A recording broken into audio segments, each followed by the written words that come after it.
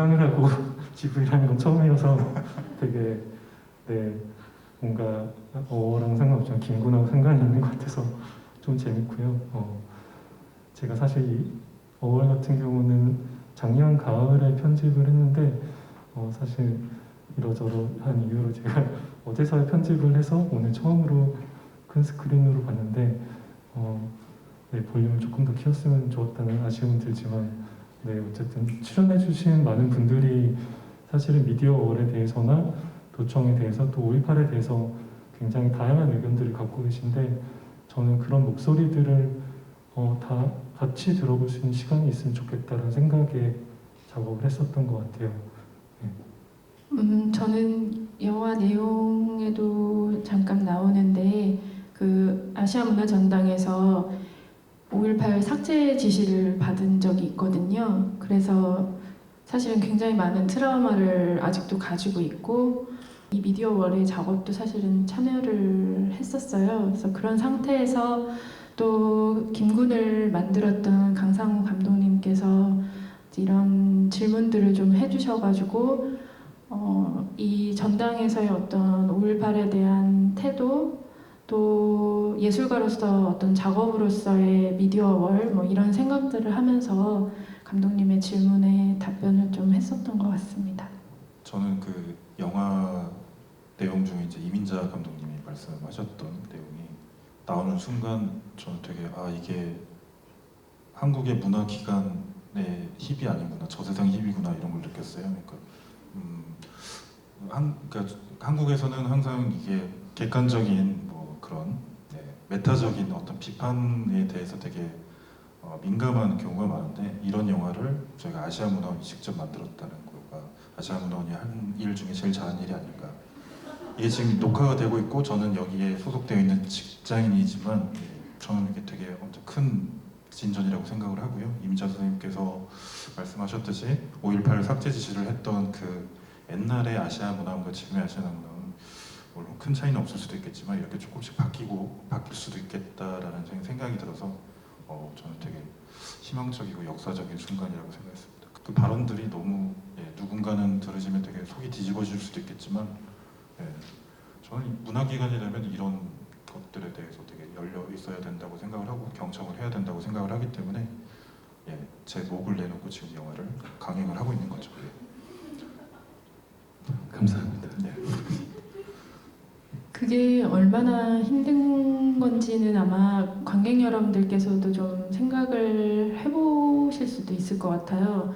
어떤 책임 있는 자리에서 이러한 선택을 강요를 사실 받게 되는 순간들이거든요. 당연히 광주에서 5.18을 이야기할 수 있어야 하고 그것으로부터 더 나아가서 사실은 발포자 명령 한 사람도 밝혀지지 않았고 진실을 말해야 되는 이때에 말을 하지 못하도록 이렇게 닫혀지는 순간에 담당자로서 이런 선택을 하게 되면 굉장히 이건 큰 이제 무게로 다가오는 순간들이거든요. 근데 사실 5.18뿐만이 아니라 우리가 살아가다 보면은 계속 이런 순간들을 맞닥뜨리게 되는데 사실 내 목을 내놓고서는 이 일들을 해야 된다는 게 너무 사실 서글프지만 그런 무거운 순간들에서도 한 걸음씩 걸어 나아가야만 또 우리들의 삶은 만들어지는 거니까 그래서 좀 그 말씀이 좀 공감이 많이 됩니다.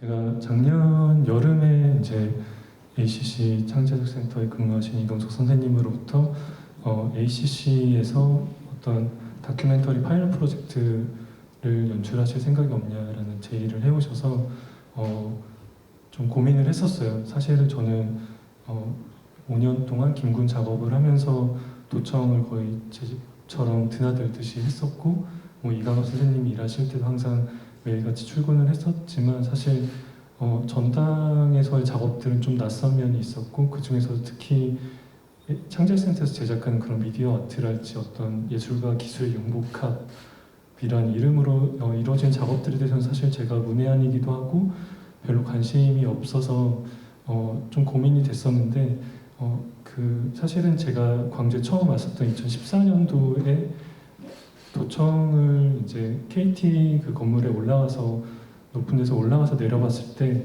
도청 건물 뒤편에 있는 이상한 철제 구조물이 뭘까에 대한 궁금증이 있었어요. 그때는 미디어 월이라는 게 설치가 되어 있지 않았을 때였고 그 구조물만 이제 덩그러니 있었던 건데 굉장히 흉물스러웠고 뭔가 이게 건물의 안전을 위해서 지지대로서 지어진 게 아닐까라는 생각만 추측만 하고 있었는데 제가 김군 작업을 하던 어느 날 문득 도청 뒷면을 보니까 스크린이 설치가 되어 있고 거기서 뭔가 이미지들이 나오고 있더라고요. 근데 사실 그 도청 뒷면을 방문하는 사람들은 많지 않고 더구나 낮 시간대가 아닌 밤 시간대에 그런 미디어 아트 작품들이 나오는데 낮 시간대는 거의 항상 HG 홍보 영상만 그 작은 LED 스크린에서만 나와서 별로 관심 있게 생각을 하지 않았었는데 그 미디어 월이 AC 시청자 센터에서 운영을 하고 계신 거라는 거 알고 미디어 월에 대해서라면 제가 뭔가 작업을 해볼 수 있겠다라는 생각이 들었어요. 이게 미디어 월이 도청복원이 어쨌든 5월 어머님들과 생존자분들이 오랜 기간 동안 농성을 하셔서 어쨌든 복원에 대한 약속을 받아내시는 과정에서 미디어 월도 철거를 하는 걸로 그 논의 과정에서 얘기가 됐었던 건데 제가 사실은 좀 이분 저분 말씀을 들어보니까 사실 도청 복원을 하는데 직접적으로 걸림돌이 되는 건 아니더라고요. 지금부터 시작되는 복원 공사에 있어서는 걸림돌이 되진 않는데 다만 이 미디어월이 설치되기까지의 과정에 있어서 5월의 생존자분들, 어머님들의 의견을 구하는 과정이 수렴하는 과정이 전혀 없었더라고요. 굉장히 일방적으로 지어졌다는 인상이 있었어요. 그러니까 사실은 아시아문화전당이라는 게 지금의 설계안이 채택이 됐던 이유가 모든 게 전남도청보다 아래에 지하에 지어지겠다라는 어떤 약속으로서 이 프로젝트가 승인이 났던 건데 미디어월은 그 지하가 아닌 도청과 동등한 높이에 있음에도 불구하고 어떤 의견을 수렴하는 과정 없이 설치가 되었다라는 게 저는 문제가 있다라고 생각을 했어요. 그런데 이것이 또 철거가 이 도청 복원의 과정의 일부에서 확정이 되어가는 과정에서도 또다시 민주적인 어떤 소통 과정이 없었다라는 생각이 들더라고요. 이제 5월 생존자 단체에서는 미디어월을 철거해야 된다라고 주장을 하실 수 있는 충분한 근거들이 저는 있다라고 생각을 해요. 애초에 그것을 짓는 과정에서 배제됐기 때문에 그런데 사실은 저는 뭔가를 짓는 것에 대해서든 뭔가를 철거하는 것에 대해서든 되게 저는 성격이 좀 심약한 편이라서 웬만하면 있는 걸 잘 썼으면 좋겠다라는 생각이 있어서 어렸을 때 국립중앙박물관 예전에 조선 총독부로 쓰였던 건물 철거할 때도 되게 좀 충격적이었던 게 있었거든요. 그 논의 과정이 과연 모든 사람들의 의견이 적절하게 수렴이 됐던 것일까? 그런 궁금증도 있었고 뭔가 되게 치욕적인 오욕적인 역사의 흔적을 남기는 게 오히려 앞으로의 미래를 살아가는 우리들에게 더 좋은 어떤 사례가 될 수도 있지 않을까라는 생각들이 과연 충분히 그 의견 수렴 과정에서 논의가 됐었는가라는 궁금증이 있는데 미디어월은 설치되어가는 과정에서도 그렇고 얼마 전까지 철거가 확정되어가는 과정에서도 굉장히 제한된 사람들의 의견만을 핑퐁 뭔가 줄다리기처럼 하다가 시민들이랄지 뭐 광주에 사는 젊은 청년들, 젊은 예술가들의 의견을 듣는 자리는 하나도 없이 굉장히 모든 게 한쪽의 일방적인 의견으로만 진행된다라는 인상을 받았었어요. 그래서 저는 좀 미디어월을 둘러싼 다양한 말들을 우선은 채집을 해서 그것들을 일반적인 관객분들이 함께 듣고 스스로 판단할 수 있는 기회가 있으면 좋겠다는 생각에 지금 작업을 진행했습니다. 네. 항상 뭐 기관에서 필요한 어떤 홍보 영상 같은 것들을 제작을 해야 될 타이밍이 있었는데 그것을 이제 일관 관성적인 것을 제작하는 대신에 이제 의미 있는 작업을 만들어서 해보면 좋겠다는 마음과 그리고 그때 당시 강성훈 감독님이 그때 한국에서 가장 주목받고 있는 감독님이셔가지고 저희가 사실 왜곡 발언을 그때가 이제 그 기생충 이전이었거든요. 그래가지고 기생충 이후였으면 봉준호 감독님한테 연락을 드렸었겠죠. 근데 이제 그 저희와는 이제 맞지 않으셔가지고 강상우 감독님과 진행을 해서 이제 저희가 대세에 한번 편승을 한번 해보자라는 마음으로 시작을 했었고요. 그런데 이 일이 이렇게 길어지고 이렇게 힘들어질지는 상상하지 못했던 거죠. 하지만 지금 이렇게 오늘 이렇게 어려운 상황에서도 관객분들을 뵐 수 있어서 정말 다행이라고 생각을 합니다. 그리고 관객분께서 말씀해 주신 것처럼 네, 저는 약간 영화로서 어느 정도는 이제 그 사전 지식들이 있는 상태에서 이제 이야기를 했다고 했는데 방금 강상우 감독님이 또 설명해 주신 걸 들으니 좀 더 부족했던 부분이 좀 있었던 것 같습니다.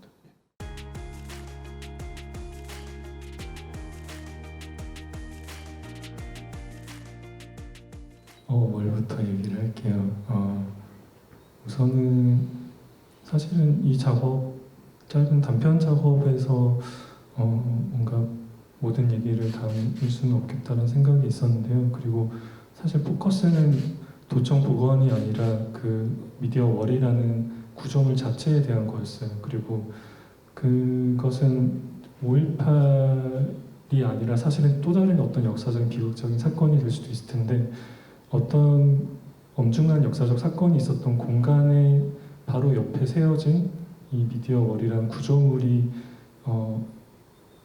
구조물의 어떤 역할에 대해서 관객분들이 생각할 수 있으면 좋겠다는 생각이 있었어요. 제가 이제 김군 작업에 대한 답변과 섞어서 얘기할 수도 있을 것 같은데 처음에 이제 그 김군의 중반부에 나온 주옥 선생님하고 예전에 또 다른 단편 작업을 하면서 선생님과 친해져서 선생님의 일상을 계속 2014년부터 1년 정도 이제 담았었는데요.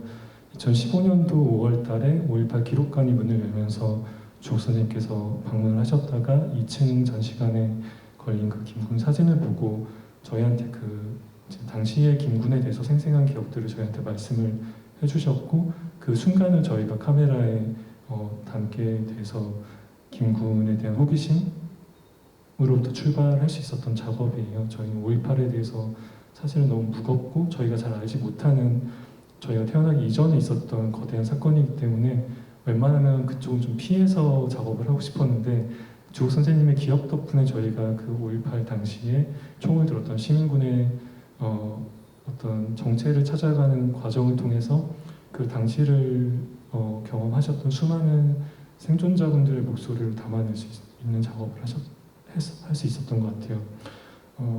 김군에는 저희가 담지 못했지만 굉장히 많은 시민군 선생님들이 그 도청 복원 투쟁 이제 농성을 많이 하셨고 저희가 그런 농성 현장에 같이 있으면서 그런 모습들을 같이 기록하기도 했었는데 굉장히 저한테 좀 충격적이었던 것은 선생님들이 바라는 어떤 복원된 도청의 모습은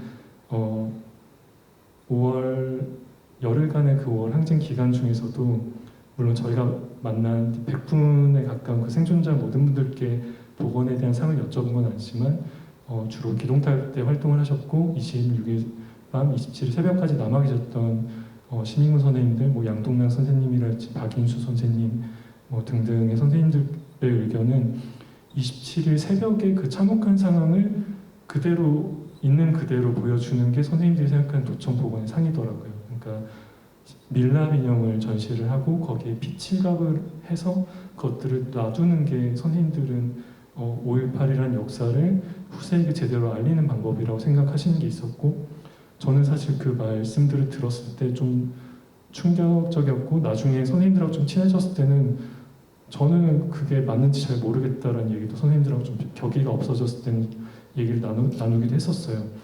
그러니까 당사자들이 체험한 어떤 것들을 사실 그대로 재현한다라는 것이 그 미래 세대들에게 그 당사자들의 감정을 있는 그대로 전달하는 데 성공을 한다면 저는 그런 재현의 방법도 필요하고 일부분 실제로 그런 게 꼭 필요하다라고도 생각을 하지만 그것은 사실은 5.18을 기억하는 굉장히 많은 다양한 방법들 중에 하나라는 생각이 있고 또 지금의 뭐 80년대 세대, 90년대 세대들이 5.18을 각자 기억하는 방식들은 계속해서 새롭게 고민하고 달라져야 된다라고 생각을 하거든요. 그렇기 때문에 저희도 PD님들과 이제 제작진들과 함께 김군이라는 작업으로 저희 나름의 고민을 풀어나갔던 부분이 있었고요.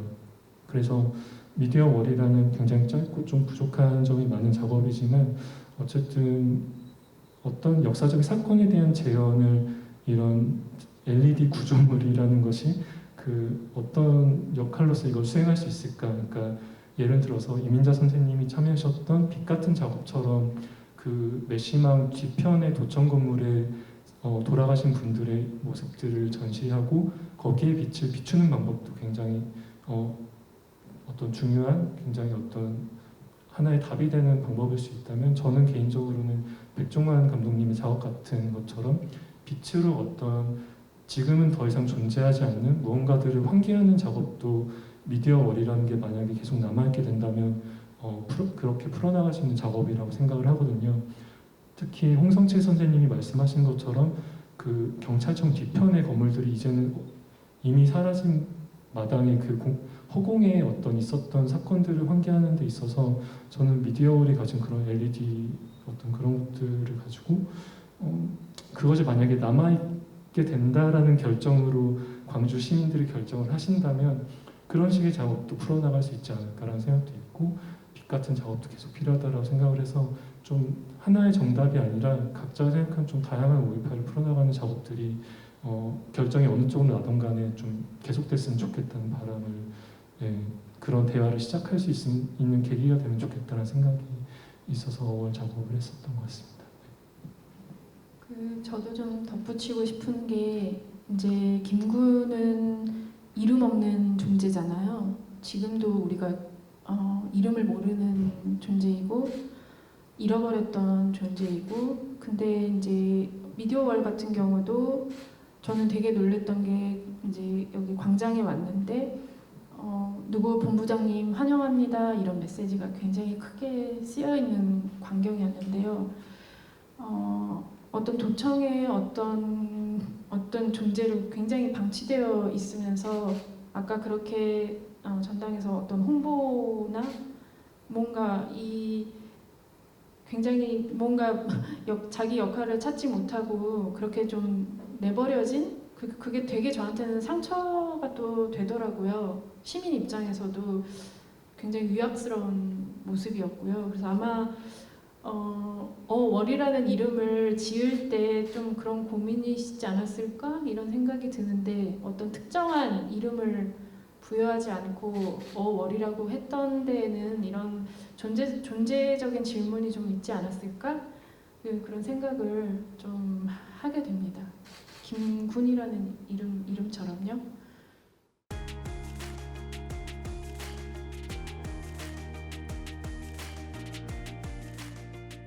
사실은 제가 이 5월에 넣고 싶은데 넣지 못했던 말 중에 하나가 강민영 그 바딤 디렉터님이 말씀하신 것 중에 하나였는데요.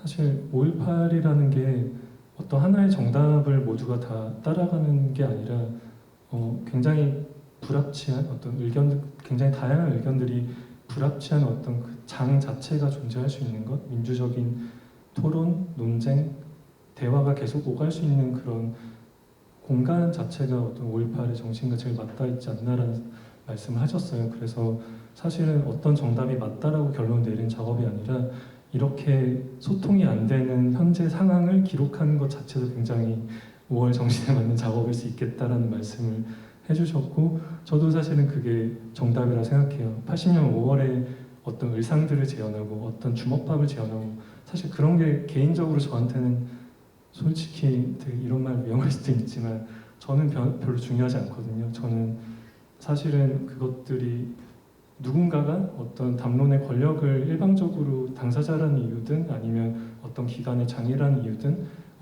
내가 나만이 옳은 말을 할 수 있고 너희들은 가르침을 받아야 되라는 식의 어떤 구도의 대화 자체가 저는 굉장히 5.18가 맞지 않다라고 생각을 해요. 그래서 사실은 개인적으로는 항상 5년 동안 작업하면서 느꼈던 게 광주의 젊은이들이 5.18 당사자 선생님들 앞에서 말씀을 굉장히 조심하시고 함부로 말을 못한다라는 것 자체가 굉장히 사실은 80년 5월에 그 청년들이었던 시민군 선생님들이 사실은 그때 총기를 반납하지 않겠다고 그 당시에 어른들에게 반항하고 자신들의 신념을 굳이 관철시켰던 그런 정신과 굉장히 어긋난다는 생각이 있었거든요. 그래서 사실은 시민군 선생님들도 공청회 같은 데 가서 이제 소리 지르고 그럴 수밖에 없는 상황에 몰리셨기 때문에 그럴 때 보면 되게 무섭지만 개인적으로 만나면 다 얼마든지 대화에 열려 있으시고 또 다른 의견을 굉장히 귀를 기울이고 싶어 하시고 그런 젊은 사람들과 대화에 목말라 하시는 분들이거든요. 그래서 저는 최진 선생님이랑도 자주 얘기 나누는데 퀴어 퍼레이드 가지고도 논쟁도 하고 동성 결혼 가지고도 논쟁하고 선생님 의견에 제가 동의할 수 없으면 선생님 그건 좀 아닌 것 같다고 제가 말을 하기도 하고 그러거든요. 선생님도 그런 대화 자체를 사실은 그 전의 세대들과는 잘 못 나누기 때문에 그런 어떤 서로의 각자 믿는 바를 좀 두려움 없이 이야기를 나누는 그런 소통의 장을 마련하는 게 저한테는 제일 5.18 정신과 맞닿아 있는 게 아닌가라는 생각을 개인적으로 갖고 있습니다. 사실 이제 전두환이 광주에 재판하러 왔었잖아요. 그러니까 발포 명령을 내리고도 아직 이 본인이 발표를 했다고 하지 않기 때문에 그게 우리 사회에 주는 이 간극이 너무 큰 것 같아요. 그래서 예를 들면 당사자로서 어떤 사안들을 넓게 받아들일 마음이 있다가도 이런 일들이 생기면 다시 이렇게 좀 방어적이 되고 시민 입장에서도 그거 아니에요, 잘못됐어요 말하고 싶은 순간에도 갑자기 또 그런 일이 생기면 이걸 또 말을 못하게 되고 막 이런 상황들이 생기면서 저희한테 계속 이 같이 어떤 고통 속에 계속 놓여있게 하는 게 아닌가 이런 생각이 좀 많이 들었고 사실 대화가 가능한 데 조건은 신뢰잖아요.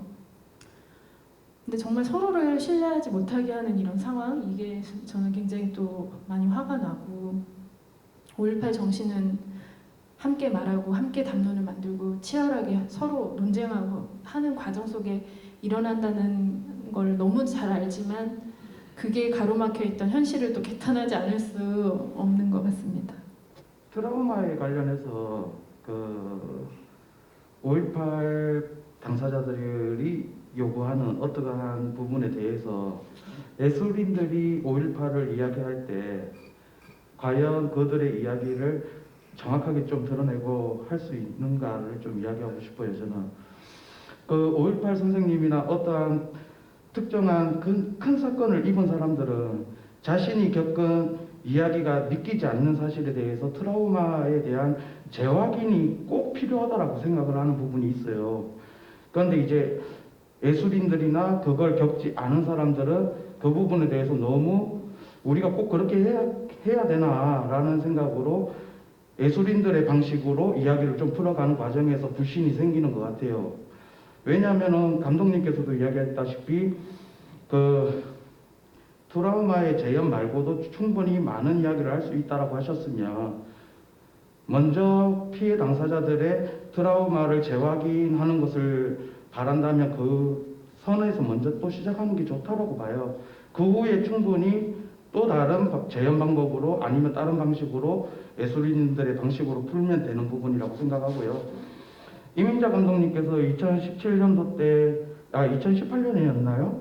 그때 그 전야제 때 거리에서 했었던 그 퍼포먼스에 대해서 5.18 어르신들께서는 너무 훌륭했다, 너무 좋았다 라고 이야기했다시피 어떠한 재현이 꼭 그 우리 시대가 받아들이기에는 옛날하고 좀 틀리다라는 방식으로 또 너무 재단하는 게 아닌가 싶기도 해요, 저는. 그래서 그 치유의 과정에서 피해 당사자들뿐만 아니라 그 5월 강주를 겪었었던 많은 시민들도 어떠한 부분에서 트라우마가 있기 때문에 그 재연을 통해서 눈으로 확인하고 서로 위로하는 과정이 먼저 좀 선행이 되었으면 좋겠다. 그리고 여기 아시아 문화의 전당 역시도 마찬가지로 어떠한 축제를 할 때 피로 역사로 이렇게 만들어진 이 전당이라면 최소한 어떠한 축제에서 5.18에 관련해서 먼저 서두에 이야기를 하고 그리고 그 축제를 좀 즐겼으면 하는 바람이 있습니다. 저는 그 축제에 대해서 5.18의 이야기가 항상 빠지고 시작되는 거에 대해서 약간 좀 불만이 있거든요.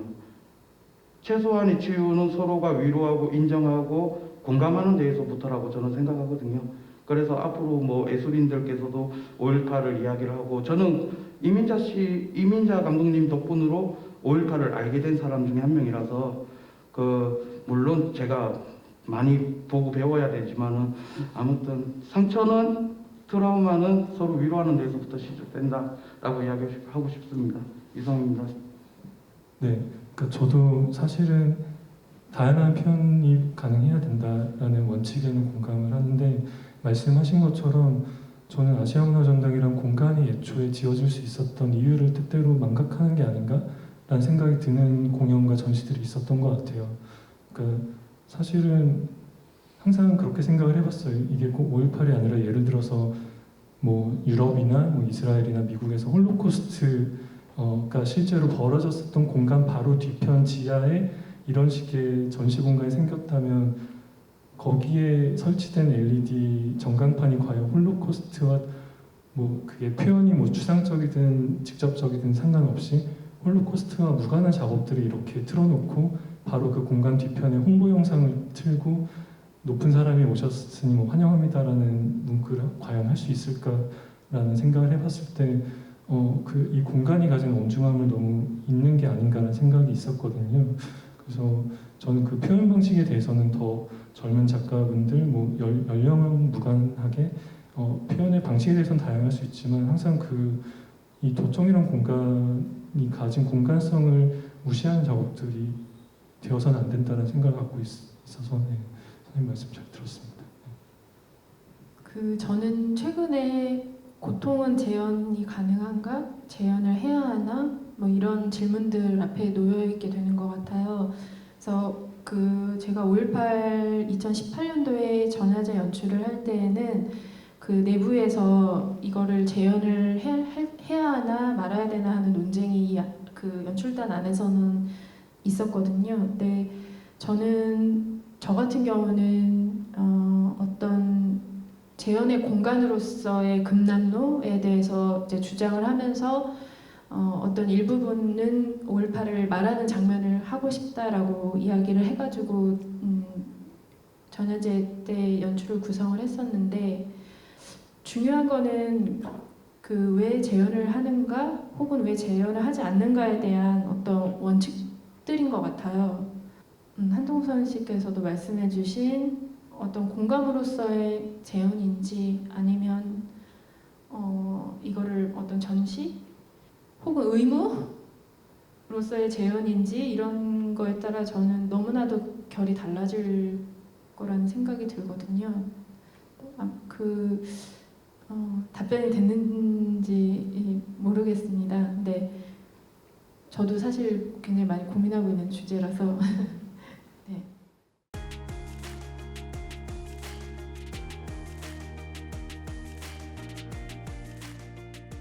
제가 답변해야 되는 거예요. 이것도. 제가 근데 아시아 문화원이 아니라서요. 제가 아시아 문화원은 법인격이고 그 인격은 누구도 대변할 수 없다고 생각을 하고요. 그러니까 뭐 공식 입장이라는 것이 저는 그러니까 항상 뭐 미디어홀에 대해서든 어떤 것이든 그 영화 마지막에도 나왔던 그 표현처럼 공식 입장과는 무관합니다라고 할 때 그 공식 입장 그 공식 입장이라는 것조차도 저는 항상 잘 모르겠더라고요. 그게 뭐 물론 이제 권력에 의해서 나오는 그런 것이겠지만 그거는 뭐 이 기관의 대표도 아니고 그 상위 기관의 관리자도 아닌 뭐 다수가 만들어낼 수도 있는 거고 뭐 그런 것 같은데 제가 내부 구성원으로서 그냥 한 점으로서 봤을 때는 그것들이 다 뭐 오히려 더 안 보이는 부분이 있는데 외부에 계신 분들이 느끼는 것이 어쩌면 공식 입장일 수도 있겠다는 생각이 듭니다. 그래서 뭐 피상적으로든 뭐 이렇게 보이는 부분들이 그게 공식 입장이라고 생각하고요. 뭐 저희가 보도자료 내는 것이 공식 입장인지도 사실은 보도자료들이 사실은 다 저 같은 사람들이 주무구구식으로 쓰는 것들이기 때문에 그건 또 공식 입장인가 하면 또 아닌 것 같고요. 그리고 아시아문화원이 왜 5.18가 이렇게 그거는 저는 나름대로 뭔가 항상 일정량 이상의 것을 그렇게 의무적으로 하고 있다고 생각을 했는데 외부에서 또 보시기에 그렇다면 더 저희가 노력을 더 해야 되는 거겠죠. 그냥 저는 ACC건 어디건 간에 좀 대형 조직, 거대한 특히 공무원들이 있는 조직에서 많은 분들이 담당자분들이 책임을 지는 어떤 새로운 업무를 깊이 하신다라는 인상을 받았어요. 그러니까 미디어월과 관련해서는 어쨌든 그 도청 복원을 이제 5월 생존자분들께서 농성을 하셔서 어쨌든 대통령 새로 이제 선출된 대통령께서 그것을 약속을 하셔서 이제 복원이 극적으로 탑다운의 방식으로 타결이 된 건데 제가 느낀 거는 밑에서 위로 올라가는 방식으로 어떤 결정들을 건의해서 그 조직 안에서 위로 의견을 개진하는 구조는 한 번도 없는 것 같더라고요. 네, 그래서 항상 위에서 내려오는 명령들에만 충실히 복종하는 그런 게 개개인의 어떤 신념과는 무관하게 어쨌든 여러 가지 사정 때문에 그런 게 있다는 생각이 들고요. 저는 어쨌거나 사실은 개인적으로는 철거를 하던 존치를 하던 간에 그 결과보다도 결정의 과정이 모두가 참여할 수 있는 민주적인 과정이었으면 좋겠다는 생각이 있어요. 항상 특히 청년들이 배제된다는 게 전 너무 아쉽거든요. 항상 말씀하시는 분들만 소리 높여서 말씀하시고 더 큰 소리를 내는 사람이 이기는 방식으로 결과가 나온다면 저는 결과가 어느 쪽으로 나든 간에 별로 반갑지 않을 것 같습니다. 중요하신 말씀이라고 생각이 들고 제가 아까 삭제 지시를 말씀을 드렸는데 그 시점은 그 2013년도 2월이거든요. 그 이명박 정권하고 박근혜 정권의 어떤 사이 기간이에요. 그 후에 이제 아시는 것처럼 박근혜 정권에서는 그 블랙리스트가 아주 전반적으로 작동을 했고 거기에는 5.18, 세월호, 그다음에 노동자들의 문제, 형제복지원 이런 일들을 하는 예술가들이 그 검열이 됐고 블랙리스트가 작동이 되었습니다. 근데 빛 공연을 하면서도 그 담아내려고 했던 것 중에 하나가 뭐냐면 5.18 이후에 여기 광장에서 쓰레기차에 실려가지고 망월묘역으로 열사님들이 묻혔잖아요. 그리고 나서 망월동에서 일어난 일이 뭐냐면 전두환 5월이 되면은 많은 유가족들이 모이기 시작하니까 그 망월묘역의 큰 곳에서 짝돌이 땅에다가만 그 영령들을 모셨지만 많은 사람들이 모이기 시작하니까 전두환이 어떤 개발 협의회, 전남 개발, 발전 개발 이런 걸 만들어서 이거를 이장 정책을 시행을 합니다. 그래서 유가족분들이 내 아들은 폭도가 아니고 여기를 지켜야 되기 때문에 그 새벽 내내 그것들을 망월묘역에서 지키셨거든요. 근데 그게 또 최근에 이제 세월호 때도 마찬가지입니다. 그 기억교실이 없어지는 과정에 저희가 연극인들이 또 같이 했었는데 누군가는 이런 사건을 계속적으로 지우려고 하고 흐트러뜨리려고 하는 사람들이 굉장히 많아요. 그렇게 하다 보니까 예를 들면 아시아문화전당에서 5.18만 얘기하세요 이런 게 아니라 적어도 이 기관이 만들어진 뿌리가 있다면 그거는 좀 지켜야 되지 않겠냐는 굉장히 최소한의 이제 요구들이거든요. 그래서 자꾸만 이제 이런 이야기들을 하게 되는 것 같습니다. 왜냐하면 저희가 흩어지면 결국 그 기억을 할 대상조차 사라져 버리기 때문에 그런 것 같아요. 그래서 아마도 저를 포함해서 많은 예술가들을 포함해서 지금 이런 문제들을 조금 더 이야기를 들어주십시오 하고 기관들에 말하고 요청을 하는 것 같습니다.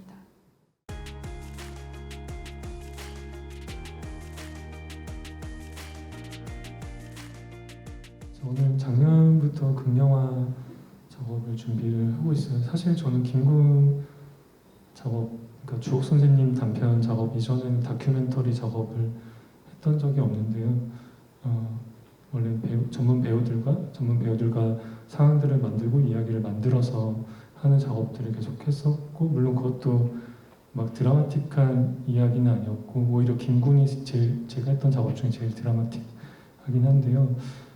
사실은 5년 동안 김군 작업을 하면서 어쨌든 카메라 앞에 서면 저는 누구나 다 배우라고는 생각하지만 자기 자신으로 등장하는 어떤 분들이 자기의 삶의 이야기를 하는 것에 엄중함을 처음에는 모르고 시작을 했었어요. 김군 작업을 하면서. 그리고 그게 5년이 지속이 되고 최진수 선생님까지 마지막에 만나 뵙고 선생님과 정말 많은 시간을 보내면서 한 6개월 정도 시간을 보낸 뒤에 선생님께서 촬영을 해도 좋겠다라는 말씀을 해주셔서 굉장히 선생님께는 굉장히 어려운 촬영이셨던 그 순간을 촬영을 하고 나서는 사실 저도 좀 기진맥진했어요. 이제 다큐멘터리라는 작업이 가진 여러 가지 미덕들이 있지만 저 개인적으로는 굉장히 사실은 선생님들의 고통에 비교하면 말을 꺼낼 가치도 없는 거긴 하지만 다음 작업은 조금 배우들과 조금 어떤 현실을 있는 그대로 어떤 재현하는 것보다는 조금 다른 방식으로 현실에 커멘트를 할 수 있는 영화를 생각하고 있어서 네, 약간 판타지가 좀 섞인 극영화를 장편을 준비를 하고 있고 하반기에 미디어 시티 서울이란 그 비엔날레 행사에서 또 새로운 단편 작업을 지금 준비하고 있어요. 9월에 서울시립미술관에서 네, 오픈하는데 그 작업은 약간 다큐와 픽션 사이의 작업이 될 것 같습니다. 네, 이민자 선생님 작업에 대해서 좀 개인적으로 궁금해서 말씀을 듣고 싶습니다. 저는 청년그룹 모아제라는 팀과 7월에 남산예술센터에서 공연을 앞두고 있습니다. 많이 관심 가져주시면 좋을 것 같고 이번 5월에는 그 5월 18일부터 27일까지 열흘간의 항쟁 기간 동안 광주에 5.18에 일어났던 곳곳을 걸어 다니려고 하거든요. 그래서 혹시 괜찮으시면 같이 또 걸어주시면 좋을 것 같습니다. 어떻게 신청하나요? 신청은요, 그 소년에서라는 인스타그램에 지금 올라가 있는데 거기 보시면은 신청 링크가 올라와 있습니다. 제가 또 오랫동안 사실 형제복지원 사건도 자원봉사를 좀 해왔었거든요. 근데 뉴스를 아마 보셨을 수도 있는데 계속 19대에서도 이루어지지 않고 20대에도 지금 본회의가 며칠 안 남은 상황인데 타결이 되어가고 있는 상황인데요. 끝까지 알 수가 없어서 그것도 좀 많이 마음으로 응원을 보내주시면 감사드리겠습니다.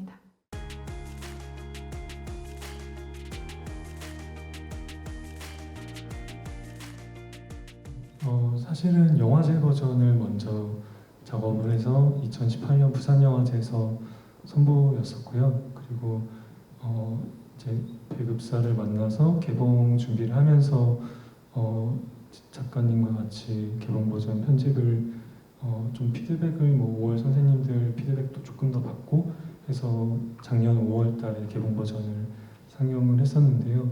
처음에 이제 이 영화제 버전을 먼저 편집했을 때는 뭔가 김군으로만 계속 한 분만 계속 끝까지 간다라는 게 저한테는 좀 되게 중요했었던 것 같아요. 사실 중간에 그러니까 많은 영화를 보신 많은 분들이 이 김군을 찾는 게 중요하지 않고 사실은 그 과정에서 만나는 수많은 김군들을 만나는 게 더 중요하다라고 말씀을 감사하게 해주시는데 사실은 저한테는 둘 다 되게 중요했거든요. 그래서 김군을 찾는 게 덜 중요하지 않았고 저는 사실 그분을 찾는 게 지금도 너무나 중요하고 지금도 마지막 증언자이신 최진수 선생님과 1월 달에 열린 그 5.18 국회 그 진상조사 규명위에도 진정을 같이 넣어서 그 조사도 계속 할 예정이에요. 가해자들에 대한 조사가 제대로 되지 않은 부분이 있기 때문에 그래서 사실 저는 김군 한 분을 얘기하는 데 있어서 김군들을 제가 직접 얘기하는 게 굉장한 오만이라고 생각을 했어요. 네, 그거는 뭐 봐주시는 분들은 그렇게 해석을 해주실 수도 있겠지만 저는 그냥 이분을 오로지 찾는 게 저의 작업이고 이분 한 분의 삶 혹은 죽음만을 다루는 것도 저는 89분, 90분의 러닝타임이 너무 짧다는 생각이 있어서 차마 5.18 때 돌아가신 그 수많은 영령들에 대해서 제가 얘기할 수 있다는 얘기할 수 있는 자격이 있다고 생각해 본 적은 한 번도 없었고 한 분에 대해서만 제대로 작업을 했으면 좋겠다는 생각에 영화제 버전을 편집을 했고 또 넉마주의와 관련된 증언들도 개봉 버전에 비해서 더 많이 넣었고 김군과 같이 10번 트럭에 타셨던 진영진 선생님에 대해서도 넣었었는데요. 개봉 버전을 편집하면서 좀 중요하게 변화해야겠다라고 생각했던 거는 우선은 살아남은 분들의 감정을 조금 더 제가 이 개봉 버전에서 좀 더 생각을 하면서 바꾸었던 것 같아요. 그러니까 김군 한 분을 찾아가는 것을 바꾼 건 없지만 그 엔딩 부분에 있어서 살아남으신 분들이 여전히 그 가해자들이 갖고 있어야 될 죄책감을 껴안고 마을동에 가지 못하실 만큼 정말 그 걸 짊어지고 사셔했던 그 감정들의 관객들의 마음이 좀 거기까지 가닿을 수 있으면 좋겠다라는 게 좀 영화제 버전 편집했을 때는 별로 중요하지 않게 생각했었던 것이었던 것 같아요. 네.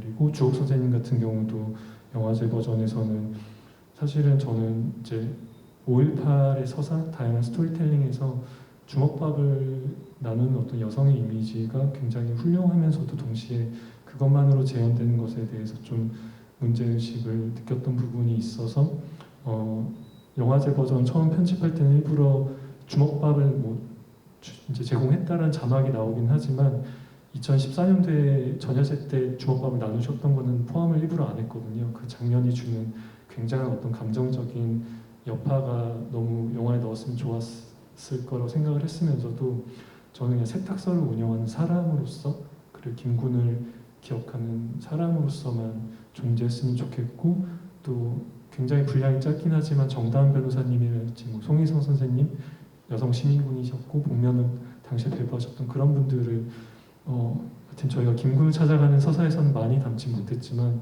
그런 분들을 많이 넣고 싶었는데 개봉 버전을 하면서는 우선 전문가들 말씀 다 빼고 싶었어요. 생존자들의 목소리로만 진행을 하고 싶어서 변호사님의 목소리를 아쉽게 뺐었고 또 다른 5.18 연구자분도 당사자가 아닌 연구자는 제가 뺐거든요. 그래서 지금 이제 개봉 버전에 남아있는 연구자분들은 다 유족이거나 실제 신인군이었던 나중에 연구자가 되신 분들의 목소리만 남겼던 게 있어서 그런 차이가 있는 것 같습니다.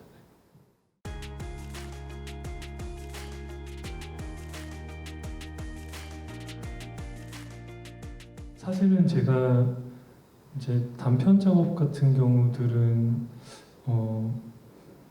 예전의 단편 작업들을 제가 했을 때랑 조금 마음가짐이 다른 것 같긴 해요.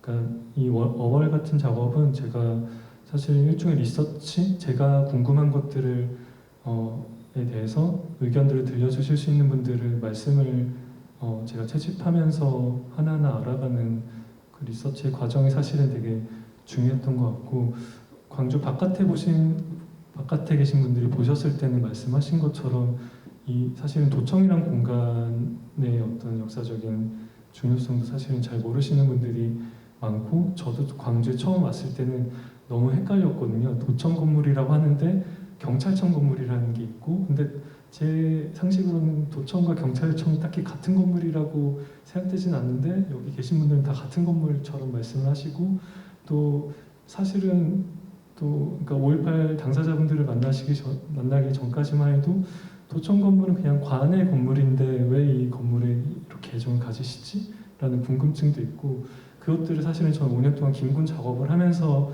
이 건물에 가진 비밀들 여러 가지 복잡한 맥락들을 알게 돼서 사실은 그 맥락이 전제된 상태에서 작업을 했기 때문에 모르겠어요. 저는 그래도 최소한 김군을 보신 분들이면 도청이라는 것의 맥락을 어느 정도는 최소한으로나마 알 수 있기 때문에 조금 다르게 보실 수 있지 않을까라는 생각이 드는데 어떻게 보면 홍보 영상이라고 생각을 할 수도 있을 것 같고 저는 홍보 영상이라고 했을 때 이것이 이 ACC라는 기관이 운영하는 이 구조물에 대한 다양한 의견들을 수렴하는 영상으로서라도 최소한의 역할을 했으면 좋겠다는 바람을 갖고 있는 것 같습니다.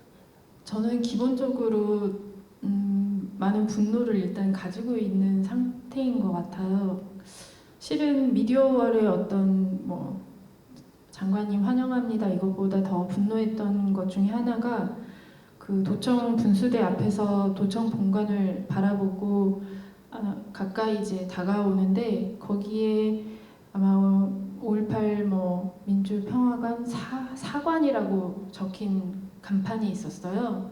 제가 아는 한 그 시민군들이 총을 들고 도청을 사수했던 그 공간이 왜 사라는 게 붙었을까 이런 궁금함이 있었어요. 그리고 나서 이렇게 돌아보니까 그 미디어월에 가까이 붙은 곳이 1관, 그 다음에 그 옆으로 2관, 3관, 4관 이런 식으로 되어 있는데 이런 얘기를 어떤 김양득 선생님이라고 생존자분이 계시는데 말씀을 나눴는데 그게 그 계엄군이 마지막 날 진압을 하러 들어오는 순서와 거의 같다고 하시면서 같이 막 분노를 하고 있었어요. 근데 이제 또 나중에 알고 보니까 실은 뭐 그런 생각으로 한 것도 아니고 그냥 어떤 작품의 흐름? 예술적인 흐름에서 도청 공간이 마지막 하이라이트이기 때문에 1, 2, 3, 4를 붙었다는 거를 듣게 됐는데 저는 이렇게 어떤 예술의 역할은 저는 이 질서를 부여하는 게 아니고 질서를 깨고 흐트러뜨리는 게 저는 예술의 역할이라고 생각을 하거든요. 근데 전당에서 행했던 일들은 이렇게 순서를 부여하고 1, 2, 3, 4를 붙이고 저한테는 되게 위계적인 거였죠. 그래서 굉장히 큰 분노를 가지고 있었고 또 아까 말씀드렸듯이 이 삭제 경험은 저한테는 너무 인생을 흔들 만큼 너무 큰 일이고 그런 상태에서 이제 미디어 월에서도 이렇게 뭔가의 목소리라기보다는 이렇게 홍보를 하고 있는 걸 볼 때 갖는 그런 분노가 굉장히 컸죠. 이제 그런 상황에서 오늘 저도 이제 영화를 처음 봤는데 사실 그런 분노가 많이 전달되었는가는 또 생각해 볼 문제인 것 같습니다. 그래도 저는 강상우 감독님에 대한 신뢰가 있었고 또 이렇게 말을 할 수 있는 기회가 있다는 것만으로도 저는 사실 되게 감사한 일이고요. 저는 유튜브에 나왔으면 좋겠고요. 네, 전당에서 이렇게 하지 말아달라고 꼭 얘기를 하고 싶고 그런 상태입니다. 조금 또 혹시 이 영화가 수정될 기회가 있다면 더 이야기도 해보고 싶고 근데 지금 저는 사실 이렇게 뭔가 출연으로서 이렇게 하는 게 저 되게 쑥스러운 일이고요. 이렇게 자꾸만 말할 수 있는 기회가 저는 또 많이 마련이 되면 좋겠다고 생각하고 있습니다. 저희 두 분 마지막으로 하시고 싶으신 이야기 해주시고 이 자리 마치도록 하겠습니다. 네, 저는 이제 김군 같은 경우는 영화제 버전을 오랜만에 상영할 수 있어서 되게 감사했고요. 제가 개봉 버전을 좋아하는 부분이 있고 영화제 버전에서 또 좋아하고 개봉 버전에 없어져서 좀 아쉬워하는 부분들이 있는데 네, 계속 두 버전을 상영을 할 수 있어서 좋은 것 같고요.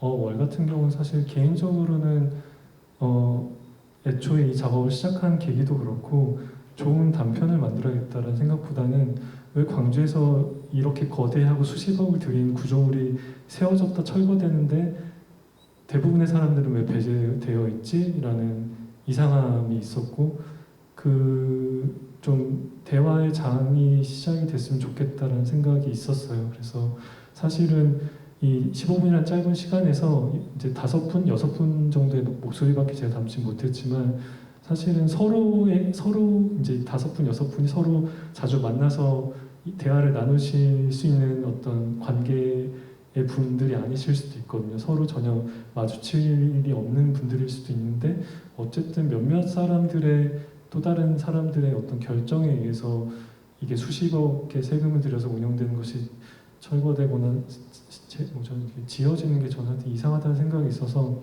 그냥 저는 뭔가 이게 그냥 작은 계기가 돼서 좀 새로운 어쨌든 의견들 어떤 이 미디어를 가지고 정말 없어지는 게 맞겠다라는 생각이 들어서 없애던가 네, 아니면 이걸 남겨서 좀 다른 방식으로 운영할 수 있겠다. 홍보 영상이 나오는 방식이 아니라 이 운영권은 ACC가 아니라 아예 뭐 청년들이나 뭔가 이 좀 시기별로 계속 운영하는 주체들을 바꾸던가 해서 좀 다양한 목소리들이 계속해서 바뀌면서 들려질 수 있는 공간으로 운영될 수 있으면 좋지 않을까 남겨진다면 그런 바람에 어쨌든 대화의 시작의 계기가 됐으면 바람에서 저걸 만들었고요. 네, 그래서 선생님 이야 좀 참여해주신 많은 분들이 도움을 주셔서 감사의 말씀드립니다. 오늘 영화 봐주셔서 감사합니다.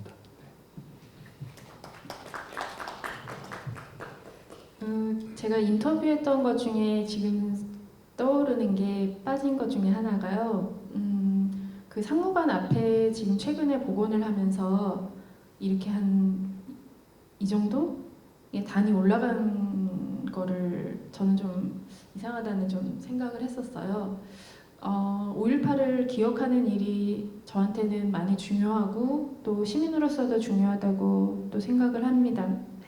그렇지만 모르겠어요. 예술가로서는 자꾸 이런 다름들이 감각이 되는 것 같아요. 그래서 이런 감각을 느낄 때는 이렇게 기억하지는 말았으면 좋겠습니다라고 또 이야기를 하게 되는 게 또 예술가의 역할인 것 같아요. 제가 성장했던 시기에 광주에서는 실은 5.18을 저는 배우지를 못하고 살았고 매운 가스 속에서 뭔가 일어난다는 걸 알게 됐거든요. 그래서 어떤 예술 활동을 통해서 세상의 진실을 알아가는 게 저한테는 되게 중요했습니다. 그래서 이렇게 활동하시는 감독님들께 저는 항상 지지하는 마음을 보내고 있고요. 그래서 이런 목소리들에 많이 어떤 정답을 찾는 정답의 목소리가 아니라 이렇게 내는 목소리들에 많이 관심을 가져주시면 좋을 것 같습니다. 감사합니다. 네, 이상으로 마치겠습니다. 모두 참여해 주셔서 감사합니다.